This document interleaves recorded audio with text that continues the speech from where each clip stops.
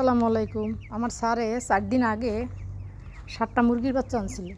তো আমি হইলো কিছু গাছ-গাছা লাগাইছি, শাকসবজির গাছ-গাছা আর কি। পেঁয়াজ বলেন, রসুন বলেন, তারপর ওই যে ডাঁটা, মূলা, বিভিন্ন আরও এই দেশে কিছু কিছু স্যালাদ খায়, স্যালাদের পাতা এগুলো লাগাইছি। তো তো এইবারকার হইলো ওই যে গোবরের সার আনছে, গোবরের সারের ভিতরে অনেক পোকা।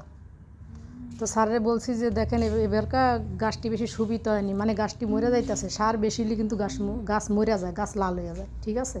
তো স্যারে এইটা না ভাববে, স্যারে কী করছে, 7টা মুরগির বাচ্চা নিয়ে এসেছে।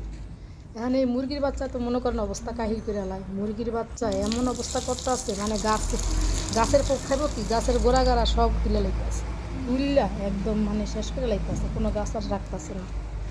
তো সামনে হালকা পাতলা শীত আইব, তখন মনে করেন একটু শাকসবজি ভাল লাগে। তো সারে তো আর বাজার থেকে শাকসবজি আনে না, নিজে আসার টাইমে কিছু বিচন নিয়ে আইছিলাম, ওগুলোই আর কি সংগ্রহ করে আমি কিছু কিছু আর কি বাইনায় খাই। কিন্তু এবারকার মনে হয় নাই কপালে।